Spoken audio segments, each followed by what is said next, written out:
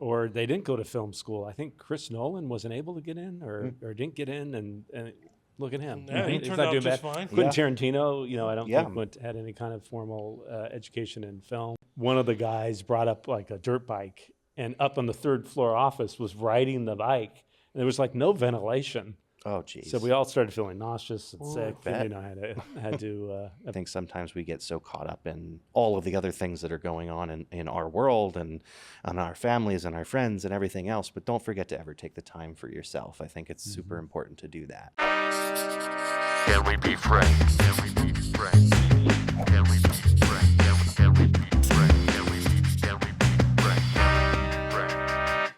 Hi, everybody, and welcome to Can We Be Frank, where the whiskey may be on ice, but the talk is always straight up. Always very straight up. Yes. There we go. Yes, indeed. Great. As we do with every episode, we start with a warm-up topic. It's a mystery topic where only one of us knows what we're going to talk about, and the other two just chime in with their frank, on-the-cuff opinions. So, Frank, let's Robert, do it's your turn this time. Okay. I'm trying to think of how to phrase this. Okay. But would you discriminate against someone who maybe did not have a college? I'm talking about in the entertainment industry. Okay. Someone who, let's put it this way. Would you rather hire someone who had a master's degree in film or any particular field in film? Or would you go with the guy who had maybe an amazing short film or script or something else, didn't even graduate high school? Oh, yeah. The Would it latter. matter to you? Oh, yeah, I agree. Without question. Without that. I don't even know, why. I understand the purpose of film school, but I would not put a lot of weight on that if I had to make decisions. I would want to look at what you had done in the past. What you've done, yeah. Your potential there. It's always good to know the basics, but it even applies to other mediums, like even accounting. You don't really learn what you're doing till you get out into the real world and do it anyway. Mm-hmm. You need to have that basis, but you learn everything on the job. And with the creative medium like this, you can do this without actually having a job. You can go out and do it yourself. It can be, you can turn a hobby into a career. So I would look at people's examples rather than their education. I don't want to knock education. If it's something that's important to you, go ahead and do it. Sure. But honestly, I'd save the money probably. Yeah, with creative especially, I think it's not. Like with accounting, like you said, there's probably more principles and there's more things that you learn while you're going through school than you would for a creative medium where you want to produce film or you want to make film. I think I am a firm believer that creativity is something that's instinctual inside of us that we want to bring to life, and it's the way our minds work, really. And so, yeah, I don't think a college textbook or college courses can teach any of that. Like you said, you can pick up little nuggets and things that might be helpful for you, but yeah, I don't think you need a master's degree or even a bachelor's degree. Like, right? I just don't think it's necessary. You look at so many. I mean, it's not the majority, but there's a lot of talent out there, particularly maybe say actors. I think I don't want to say the wrong actor, but I know there are very famous actors who did not even graduate high school, for example, or they didn't go to film school. I think Chris Nolan wasn't able to get in or didn't get in, and look at him. Yeah, he He's turned not out doing just bad. fine. Quentin Tarantino, I don't think had any kind of formal education in film. The reason I bring it up is I know a reality. We were talking about reality TV. Producer who will only hire editors who have been to AFI and have had their basically master's degree in editing. And Interesting. the ones I worked with, that's not a blanket statement, an incrimination of AFI editors. The ones I work with weren't nearly as good as editors I know in reality TV who basically their only experience was coming up from the ranks and editing. Yeah, an apprenticeship is how we used to do things. Like, it's the best way to learn. Right. Again, you can only learn so much in a classroom. It's so interesting, right? Because college, we feel like, I feel like now 4-year college is like expected from everybody. And it's a shame because I think, and I'm grateful because I do think there is more focus now coming to the trades and trade school and the importance of all of that. But I feel like it's almost like the 4-year degree is an extension of high school. It's a requirement. You read job descriptions for almost anything, and it's like you need to have this bachelor's degree. And I do think there is an exception here to the creative world where you could have a great portfolio. Can you have a great portfolio when you go to an accounting job? Can you have a great portfolio when you go and do finance? Like, there are certain things that you can show that demonstrate your ability, but it's not something that, like, really tangible that you can see and be like, okay, this person has done it. They've gone through this process, and they clearly have the talent to be able to deliver what I'm looking for, because visually this is what I want, or it matches up with what I'm thinking. That's true. I've never submitted a script and then been asked to submit your degree Right. along with your script. Like, they don't care. Is it a good script or not? product. Right. That's I'm going to add on to this real quick, though. You also, I think, producers need to take risks on people outside. Just take risks with people. I know it's hard to say, but I know for me, I've looked when one project's ending, I'm trying to find a new project, and I'll scurry the LinkedIn and look for different requirements. And I thought about trying to get into game producing, coming from animation. And I think the skills are very relatable. But if you look at the requirements on their hiring thing, they're like only going to hire someone that has a game credit for this or a major game release credit. And I'm like, that's the safest way to go, but I think you're turning away a lot of really great talent. talented You're people. not. Yeah. It's all going to come down to, showing that you have some skills that you can translate to them. And I just think people need to be a little bit more open. I just really turned me off that was a requirement when I think I have a similar set of skills and could have done a great job with that. And I felt shut out and excluded because I haven't worked in the gaming. I've done animation. I just wish people would be willing to take a little bit more of a risk. Well, that's what you're saying. They're risk adverse, right? They want some kind of insurance, and if that means they can check a box, like, he went to USC Film School. That gives me some insurance. Well, it doesn't really. No. Some of the most talented people I've worked with over 35 years either never went to film school, didn't complete college. I mean, some of the most, successful people, project that comes to mind. Again, I don't know all of them and what their whole educational history is, but my guess is they probably, were master's degree holders. Was, when I did Jackass 3D. Yep. I'm thinking more than likely, Those guys have a master's in jackassery. Yeah, exactly. But like incredibly smart. I'm sure. In a creative way, and the editor's amazing. And I don't think there were any AFI, editing graduates at Jackass, and some of them went on to do, because Spike Jonze is a big part of the Jackass universe. Okay. Yep. And Jeff Tremaine, who was the director, they went on to do, Emmy-nominated documentaries and different things. Very creative, smart people. But again, like, they would all be discarded because they're just a bunch of jackasses. Right.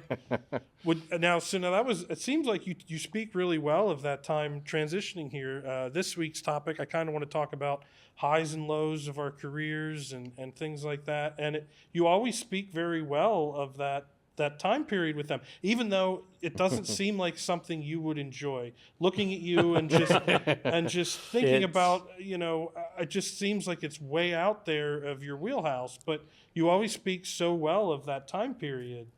Yes. And so you really enjoyed that doing that? I did. I enjoyed looking back. Okay. And it was a really fun time. Like you said, it's nothing I ever would have chosen to do. Sure. But it was such a blessing at the time because we were talking about, ups and downs of careers. And I was in a down, and I got the call that they wanted to be a segment producer on Jackass 3D, and I was thrilled.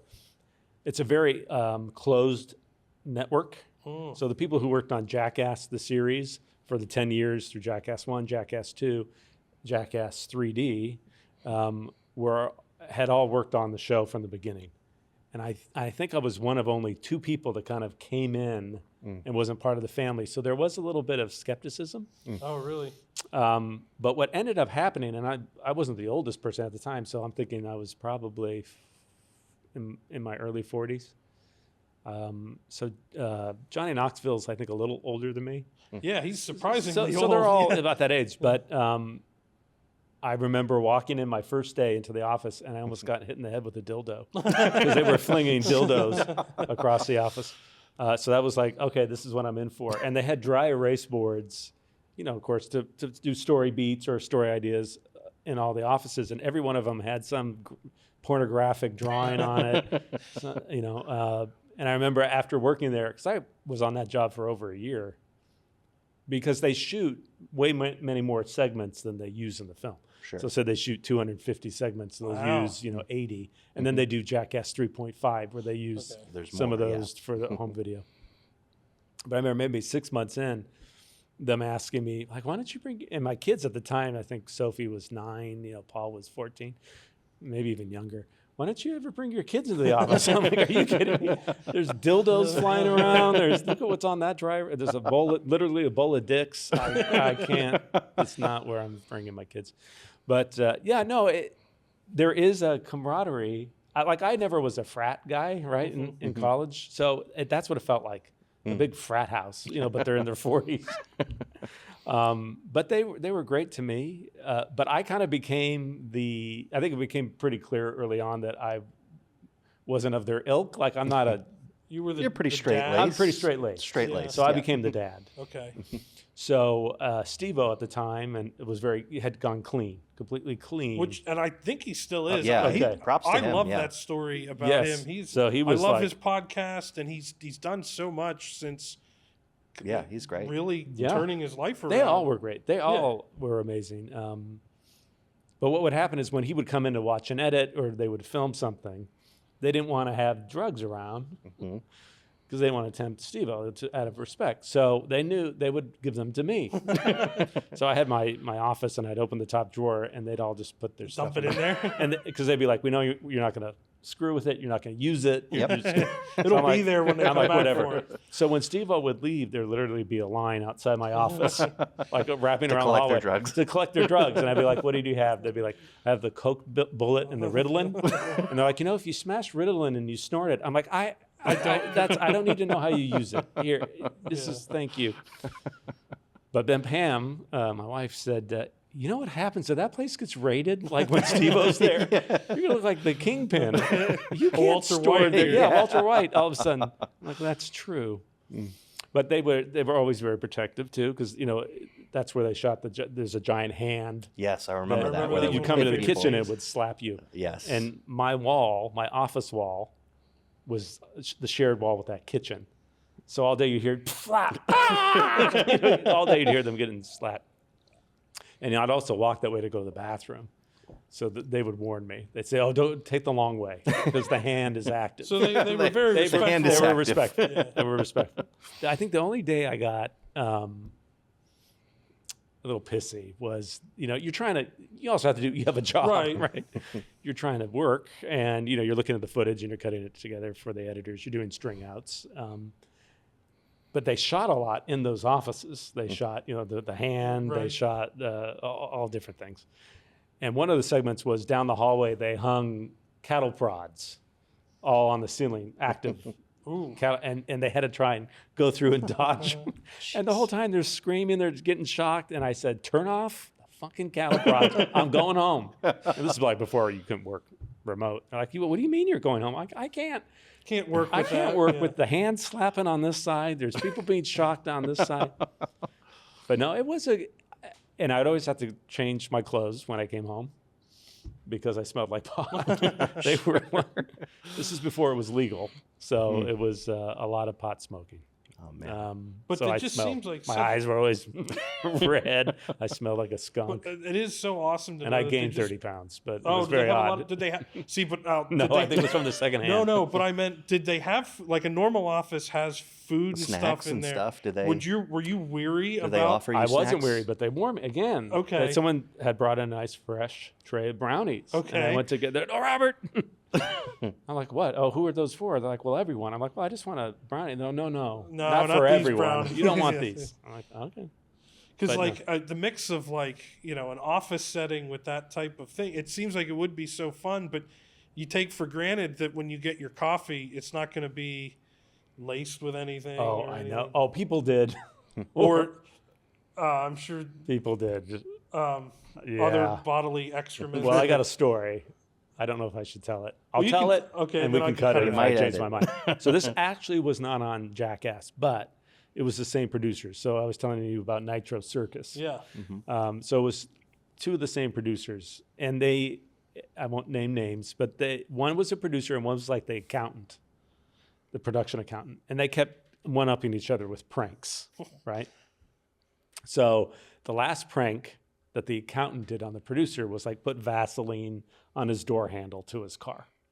So he goes to grab it. He's like, "Oh, I got harmless. okay." Well, the next day, the producer walks into my office with a computer mouse and a Polaroid camera.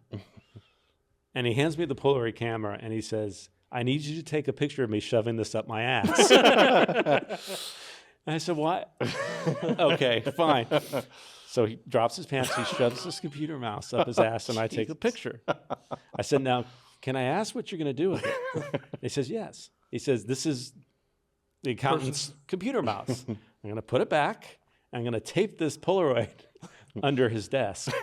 And at the right time today, I'm going to call him and tell him to look under his desk." So the guy used that mouse all day, and about 3 o'clock, you heard a scream, and he ran to the bathroom and washed his hands for about 30 minutes. Oh man.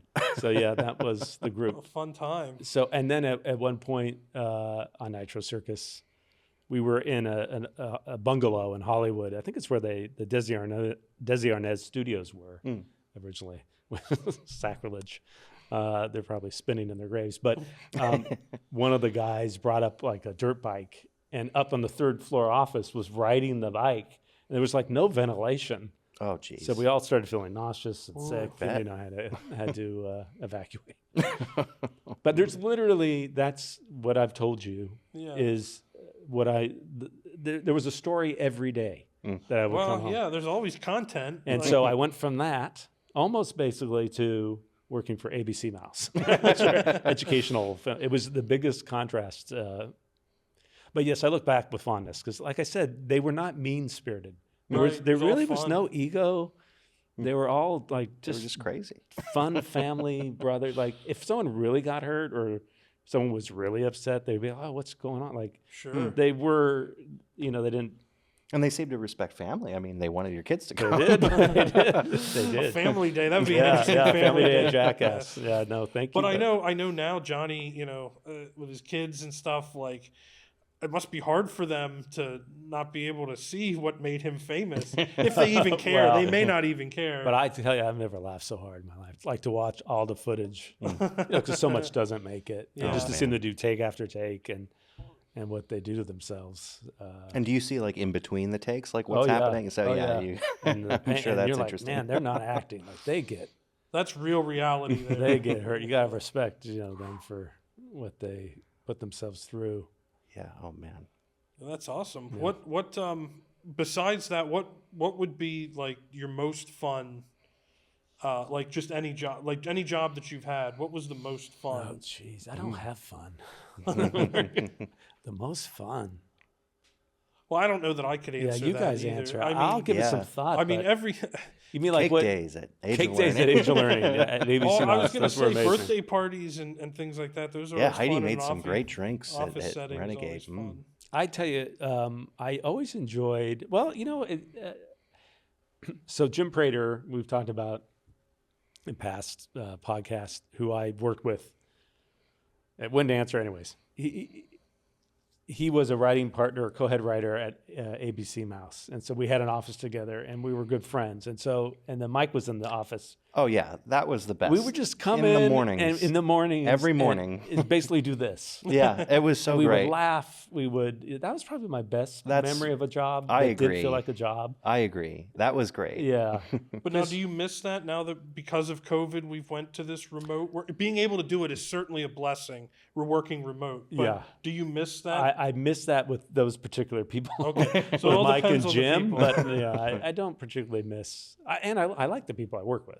But a lot of the day when you're in an office is There's people stopping by. You're trying to stopping write- by. when Yes. when you're working with people that you're familiar with, they know when you're doing something and to leave you alone. Yes. So when you're with a close group of people, it works. When Right. you just have other people stopping by, It really takes you Exactly. out of that creative. Totally does. So yeah, that I don't miss. Okay. But yeah, I do miss those times because we had a lot of fun, and we'd walk to lunch. You know, like Yeah. like we would do. And Yeah. It is, you know, I work hybrid now, so Tuesday through Thursday I go into the office, and Mondays and Fridays I'm at home, and I really like that. I hate the drive. I will complain about the drive going the 16 miles in an hour and a half each way every day that I need to go into the office, but it's great to be around the people at work. They're so great. And having that human interaction is something that I realized I missed, you know, because I loved working from home. It was great. You know, you get up out of bed and you walk 3 steps to your office and you're ready to go for the day. It's true. so nice. It's but so great. but I didn't realize how much I missed that human interaction until I got a job that required me to be back in the office. And I just, you know, I love the conversation. You get to hear, you know, what's going on in the world and their take on it and all of that stuff. I think that's it's true. just The so, water cooler talk. as yeah, they say. exactly. Yeah. You know, the lunch talk Yeah. too, and it's great. I mean, that's what we had as well. We did, you know, and I realized how much venting you do. I mean, we did it. I did it with Jim. I mean, Jim, Yeah. Oh, yeah. every day, you know, and it's therapy. And you don't get that. I mean, Pam, you know, hears it, but to the extent, you know, you don't want to burden Other people with people. it. And Yeah. sure. And it's better to do it with someone that's more In it. familiar In the with trenches, in it, by yeah. a fellow soldier. You know? Yeah, exactly. Yeah, I really miss that. You know, I miss that camaraderie, and I missed being able to go around the studio and see what people are working on when we have multiple projects going. Because of working with a lot of artists, you get to see a lot of really cool things, or get to see what editorial's working on. When you walk by, you get that glimpse of what they're doing, and Yeah. you can see the great artwork and the product that we're putting out. Because of being remote, it was just my project. I felt, you know, I didn't get to see all the other stuff that we were doing, what the other producers were doing on different projects. So I really miss that, you know, feeling that inside, knowledge of other projects going on and seeing what all the other great artists are doing and whatnot. But I appreciate being able when I want to focus, being at home is, you know, there's nothing like it. That's I agree, true. yeah. Very true. It's either that or when you're in an office, you get there really early in the morning, because I love that too. If I needed to focus, you just got to get in early. That was always There's great, too. nothing like an empty office. You just feel super productive. And Yeah. that's what Jim would do. Oh yeah, He would Jim come would in always come in super early. Yep. And that he reason. would say how productive Yeah, he was yeah, at in that those time. hours. I believe it. I believe it. Yeah, that's great. Do we have a question? A question. We do. Although I think we touched on it before, but we have a question from film students. Each week each episode we try to take a new student or a new. Let me start that over. Yes, I have a question from one of our aspiring filmmakers and film students at Lancaster Catholic. The question Anna has is, what are some tips that you have for balancing life and work? That's good. Boy, you guys take that. I'm terrible at it. I'll think about it. But We touched a base on work and life balance and working on that, and that's something that I've done, especially in the last few years.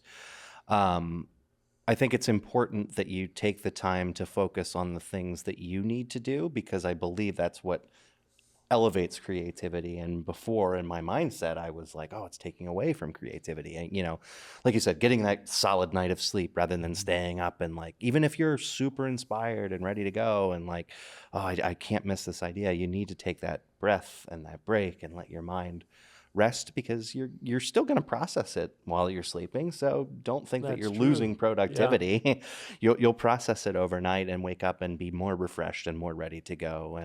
And you know, for me personally, you know, with work, I think I was spending so much time working on the projects that we were doing and investing so much time that I forgot to take the time to work on the projects that I wanted to work on and that I wanted to advance forward, that were important outside of work. And so for me, it was taking a step back and just kind of evaluating where I was in life and just now prioritizing the things that are important to me, the projects that are important to me. And I'm working on the books, we're working on strings and some other things. Like there are these projects that I'm really passionate about and want to focus on for me. And I think that's really important because it's more fulfilling. I feel more fulfilled today than I did when I was working 16 to 18 hours a day, making great content and doing amazing things for ABC Mouse. And I'm very, very grateful and thankful. And again, believe in that mission and feel very proud of all of the things that we've done. But I feel more fulfilled today because I'm able to spend that time on projects that are super meaningful to me and what I want to do in the long run. That's great. That makes sense. Yeah, no, I agree. I mean, for me, it's hard to separate it. I'll put in the hours I need to get things done, but Mike and I are slightly different personalities. I was able to shut that down when I logged off, even working from home. When I logged off and went to watch a television show, I fortunately am really able to you can compartmentalize it. So great. I wish I could. And log off and just watch that TV show. I can't. It's not perfect. There are some times when deadlines or things are looming on you, but those should be the exception. There are going to be those times you have a big deadline coming where something is, but the norm for me is I am able to really compartmentalize that. That's not something I can teach, though. It's just when you said that's a good point. Can you teach it? I'm terrible at it. Mm-hmm. And so, was it Anna? Yeah, Anna. Who was asking tips. So what would your tips be to do it? See if you can do it. Try it. What does that mean? Like try? I'm telling you, I can't. Turn on a TV show and get lost in it. And if you have to, start with a minute. The same way we talked in a previous episode about getting into work. Start with a minute, and then you'll snowball. Do the same thing when you're winding down. Say you're going to take 1 minute of relaxation and see if you can forget about work, and then see if that can turn into 3, and then maybe I can get through this whole episode. And something I would say is because and I'm still guilty of this, very, very guilty, is technology. We're attached to our screens. And I feel like we need to put the phone down. We need to put the iPad down. Even if we're watching television, which is another medium of something that we're watching that we could very well watch on our phone, I feel like putting the technology down is avoiding the distractions of the text message, the temptation to go on TikTok, right away, the emails, all of the different distractions that come through on our cell phone, or even as simple as watching the show and then getting trapped in this thing where I remember that person. What were they in? I'm going to go and I'm going to read about them, and I'm going to and this they're connected to this person, and so I'm going to read about. So you end up getting lost in this almost like.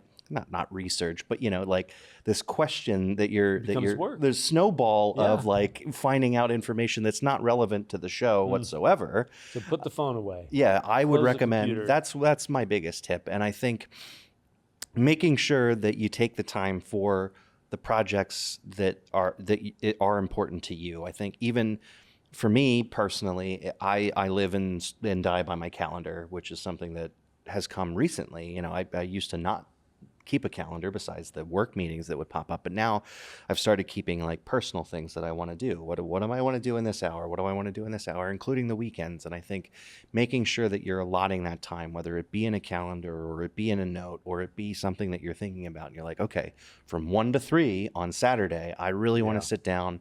And even if I sit down and stare at a blank screen and I don't write anything, guess what? I've processed something. I've sat down. I've accomplished what I wanted to do. Because you're not going to sit down and write nothing. You're going to write something.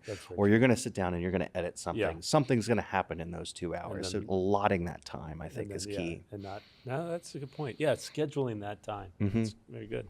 You had some luck. I think you gave it up a little bit, but you had some luck with timers similar to your calendar. Oh, yeah. Timers are great. You used it for a little while. You kind of drifted away. You'll kind of go back and forth to it. And I think some of that's just human nature.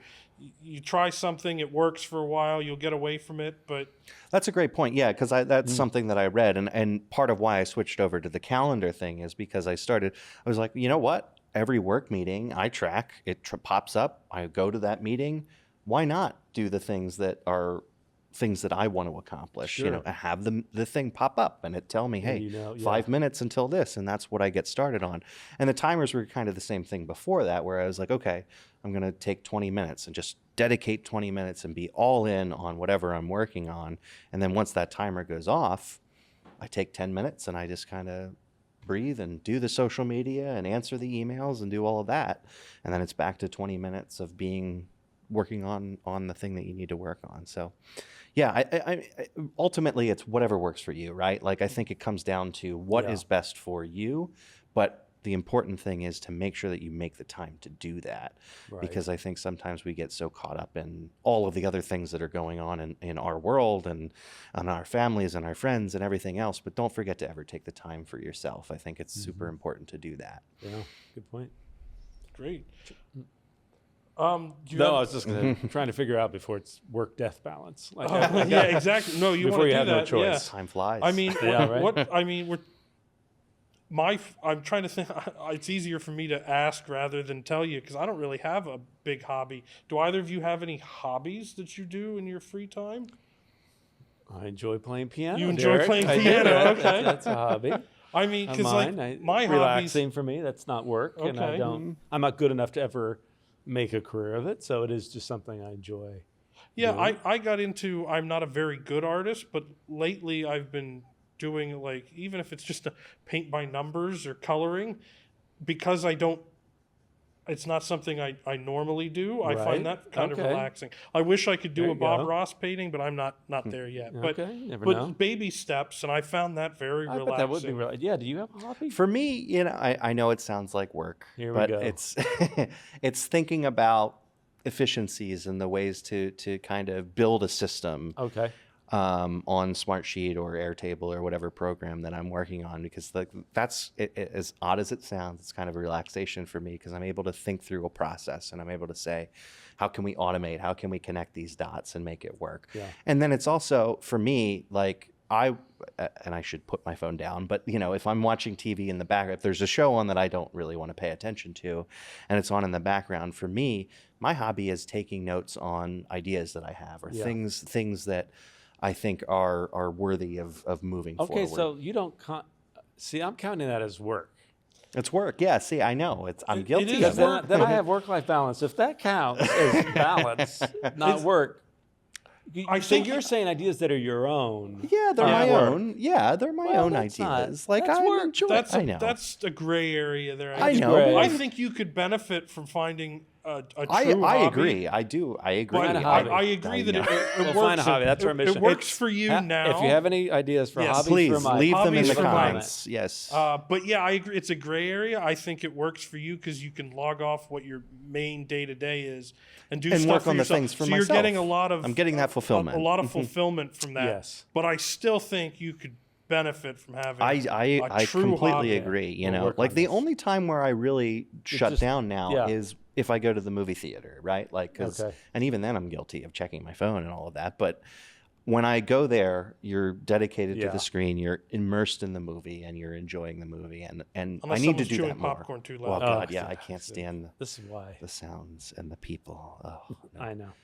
We've gotten into now where Pam and I, we buy the end 2 seats and then the seat. Yeah, I'm gonna have to. I'm gonna sign up for A-list twice so I can book 2 You seats. book 2 seats and you get the end seat and the one next to you. Because when we were seeing Top Gun Maverick, there was some like Tinder date happening next to us that was going extreme.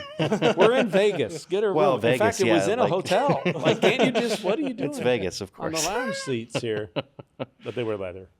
Well, yeah. I mean, Sanitizer. I can only imagine the What was that in I the digress. office? modern kids with their movie. Modern kids. Modern Yes. kids. Modern kids. These with kids their, these days. The kids these days with their plush leather seats for their dates.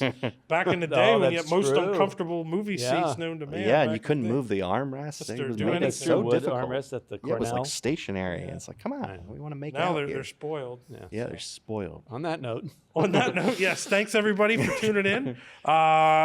Again, if you're on YouTube, like, subscribe, share, comment, ideas for future topics, Hobbies for me. hobbies Hobbies for for Mike, and everything. tips for life balance. Yeah, work-life balance. Yeah, how do you balance work and life? Yeah, Yeah, let us know. either send us a message on social media Well, or. this might count. Does this count? Yeah, Or is I this love work? doing this. I do This is think great. this is a hobby. Okay, Yeah. good. Yeah, this There is we great. go. There we go. Yeah. See, done. Since it's not making us any money at the Yeah, moment, that's true. it is a hobby. It is a hobby. So Yes, very good. until then, If you'd like to sponsor, however, if you exactly, Then it will become work. then it'll become work, but that's fine, and whatnot. So, anybody, thanks for tuning in, and we'll see you next time.